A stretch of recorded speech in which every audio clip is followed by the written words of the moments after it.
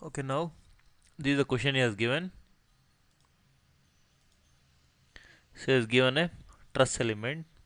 So you can count here. So totally 1, 2, 3, 4, 5, 6 nodal points are there. He has given like A, B, C, D, E and F. So for this stress element he has given two loads 50 kilonewton and 30 kilonewton acting at the points B and D. So at point A he has given the constraint, that is all degrees of freedom, whereas at the point F he has given a roller support, which means it can able to move in the x direction. So now for this truss, what you have to find? You have to find the stresses as well as the deformation in the truss. So he has given the cross section as 100 by 100. He has given the material as steel. Young's modulus it is 2.1, new value 0.3 and rho value is 7.9 10 power minus 9. So now he has given the cross section as 100 by 100. So this is 100 and again this is also 100.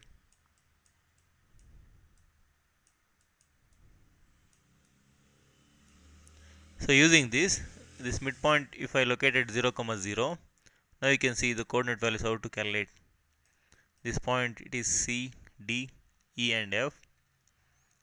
So this half of the height, above it is 50, below it is minus 50. Just like coordinates, above it is 50, below it is minus 50.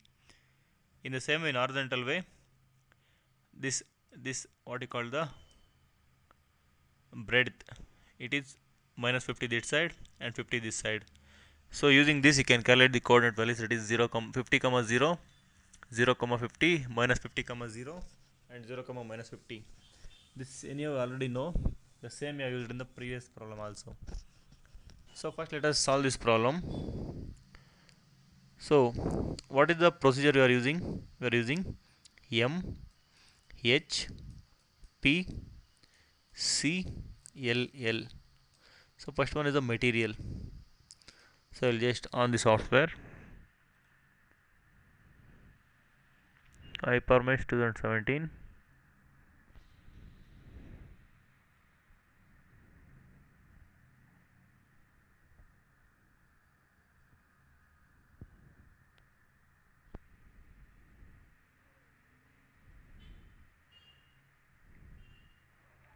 So it will take some time to open.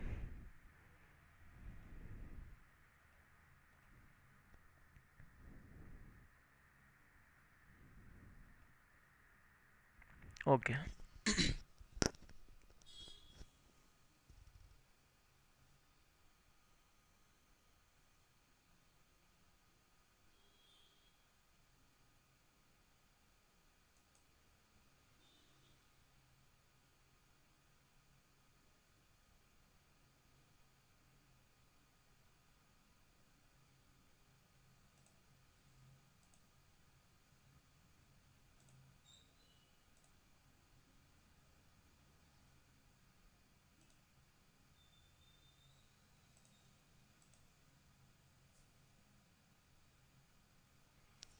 So still it is loading.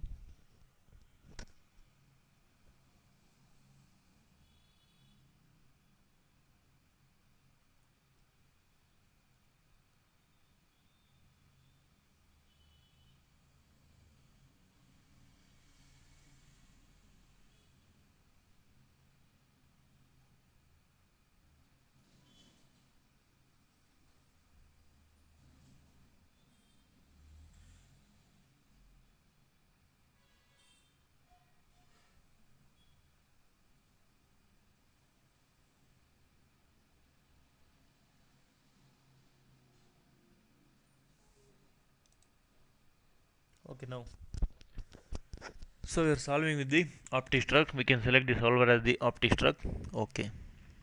So now let us begin with the material. So material. So this name you can type it as steel and color you can assign and type of metal it is isotropic and card image it is mat 1, which means you are going with the static analysis. So give create or edit. So here you have to select the modulus value. You can see it is already 2.1. In the question also it is 2.1. New value 0.3, row value 7.9. So new value 0.3 and row value 7.9, 10 power minus 9. So you just give return. And now you have to give create. So given create or edit, right? So now you are given the create. So go to return.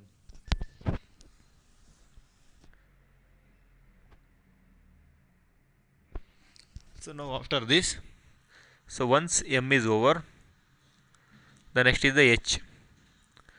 So go to 1D. So you are having the hyperbeam. Click on hyperbeam. You can select a solid rectangle, standard section. So give create. So just for the other window to come. So now you can type the dimensions. He has given 100 by 100 cross section. Type 100.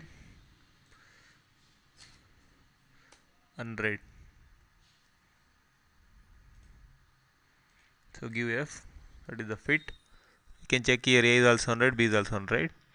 So now click on the model view.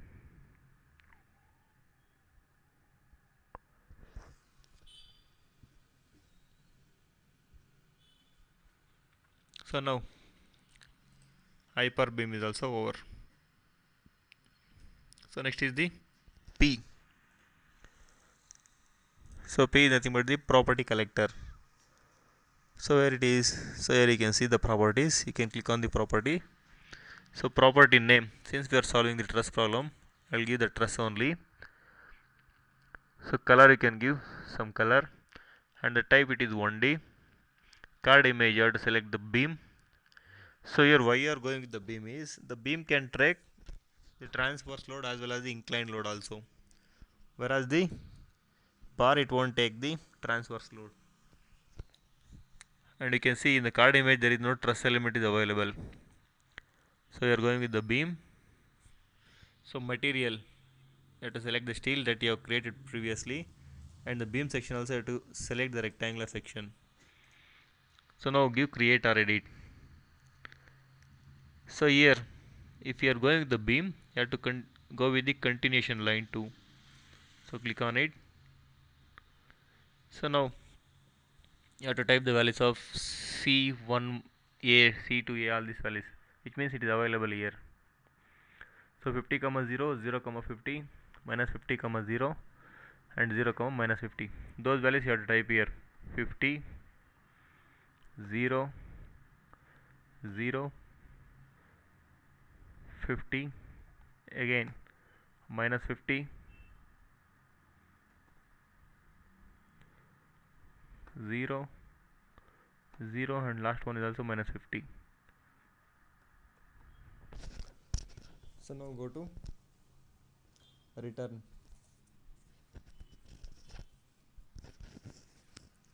So now just give create. So go return. So now you have to check whether all these things are created or not. So you can click here beam. So it has selected the rectangular cross section.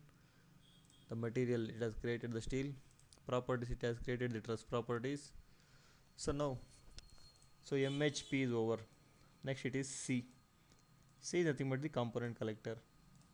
So where it is, you can see here the second one is the components. You can click on the components. Component name it is asking. So it is obviously a truss only. You can type truss only. So color you can assign some color. So no card image. So property that you have to select here, the previously created truss property you can select, and now give create.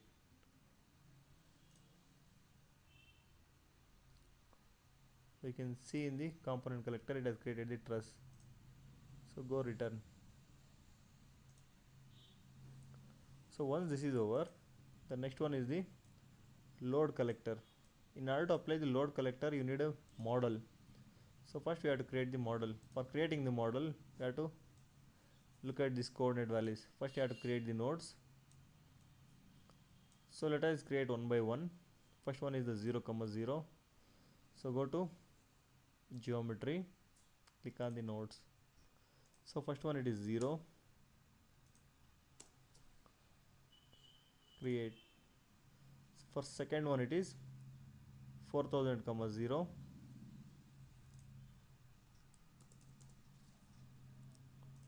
For next one it is 8000 comma 0.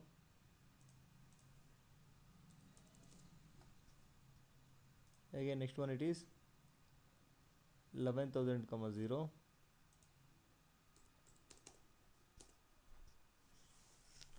Again next one, so it is 4000 comma 5000.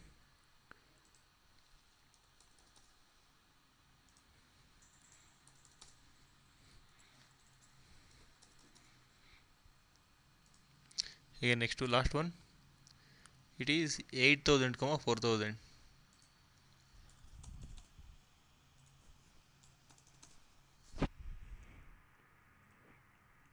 So you have created all 5 nodes, but still it is not visible in the screen. Just click F. Now you can see all the 5 nodes. So once nodes have created, next one is the you have to create the truss. How to create the truss? Go to the 1D. Now you have to select the bars only. It is just bar is just a connecting element, that's it. In the bar again you can select the beam, truss, all these things. So now let us see here. The property it is truss. Element type it is going with the C beam. You can select the C beam. So now orientation you have to select the Z axis. The reason is, so here you are using the two axis already, that is X axis as well as the Y axis already you are used. The remaining one it is the Z axis.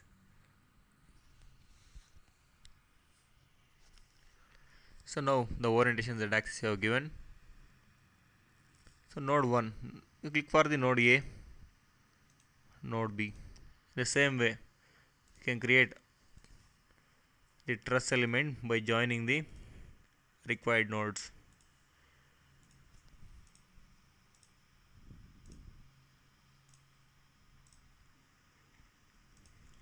So likewise you can create the nodes. So after creating, go to return. So now in the truss element you just want to hide the temporary nodes. So how to hide the temporary nodes? Go to geometry. You're having the temporary nodes option. Just click and clear all. So what we need is a single one, that is a truss only. No nodes are required here. So go to fit. So now if you want to see this one in the element representation, you can see now. So this is how it looks. So now go to return. So once model has created, next one is the loading option. Go to analysis. So here you are having the load collectors. First you define the load collectors before you are applying the load. Go to load collectors. The first local name for this load collector I will give it as a SPC, which means single point constraint. You can select any color for this, and no card image, you just keep create. In the same way second one you create it as a force, FORCE, and color you can change, no card image, create, a return.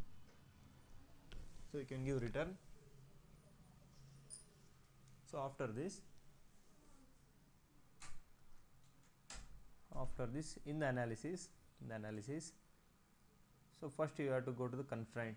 So before going to the constraint, so here in the left side you make this SPC as the current, that is make current. So otherwise the previously created one, the last previously created one will become the current one. So here now you can see it is highlighted SPC. So now this is the current one. So now go to constraints, click on the first node, So now you select all degrees of freedom, that is DOF1 to DOF6. Just give create. Now you can see it has applied here. If you want to see that,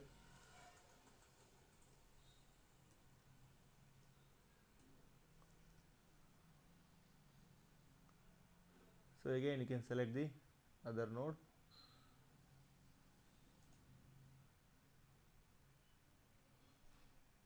So here uncheck the DOF1, uncheck the DOF1, give create. So now again it has created here. So now go to return. So now make force as the current one.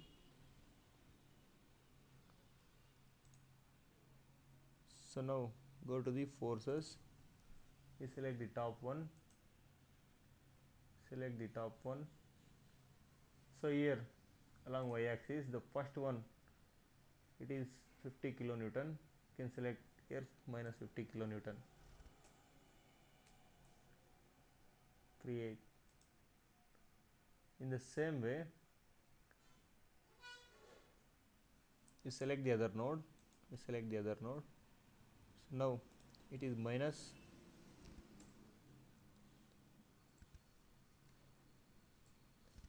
30 kilonewton, you give create and go to return. You can type here F.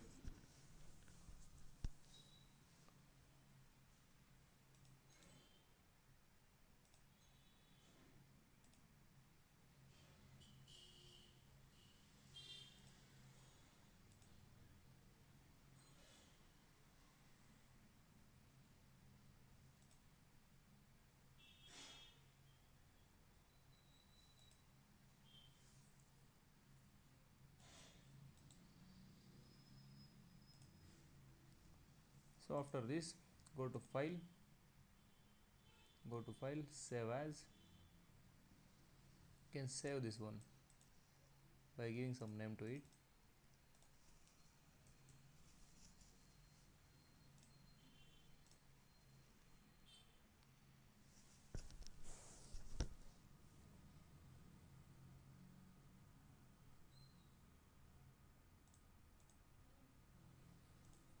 So now go to the so after this go to the load steps, load steps. So here this I will give it as a static truss and it is a linear static one. So load you can select it as SPC and the force give create. So once again save it. So now go to the solver, that is OptiStruct, OptiStruct. So wait for the solving.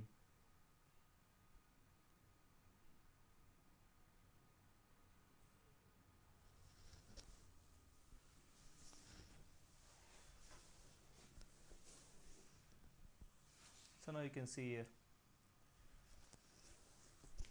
So here if it show like analysis completed means there is no error in this.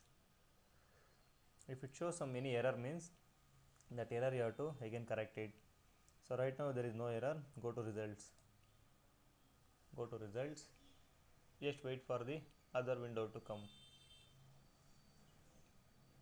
The backside one is the preprocessor. So now what you have seen it is a solver. Now what you are going to see is the post processor. There you can view the results.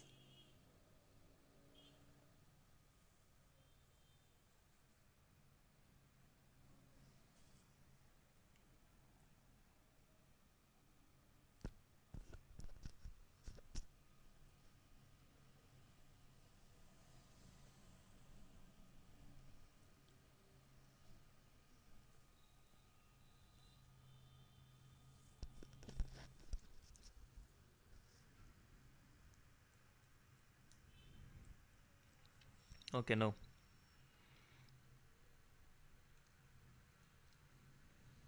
you can select XY axis orientation, go to the contour plot. So now you can select the displacement, you can select the displacement.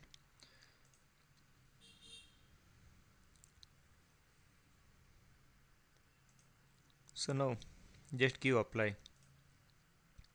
Okay, can you see Samiksha, can you see the values?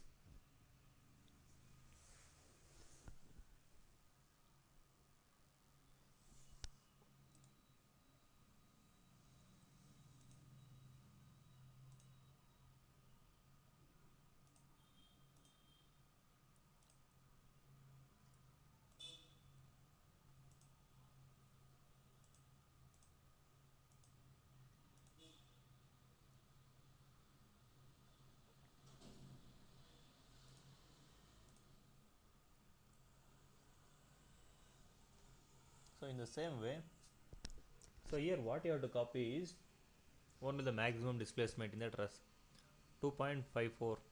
This you have to copy, that is enough.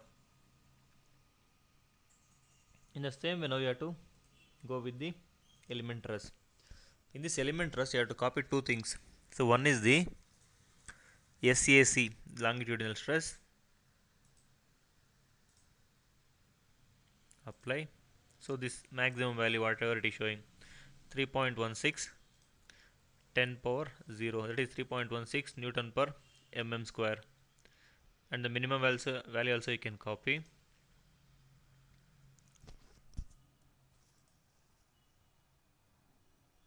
This minimum value also you can copy. So after this, in the same way you have to select the SAD. I will tell why SAC and SAD apply. So these two values also you can copy. So why you have to copy this is, you can see in this figure, there is a C is there, there is a D is there. So usually the C is along one direction and D is along one direction.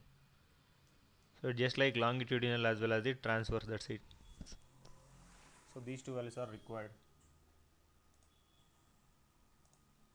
So apart from this, you can check the normal axial stress. So it is showing almost same value as that of the SAC.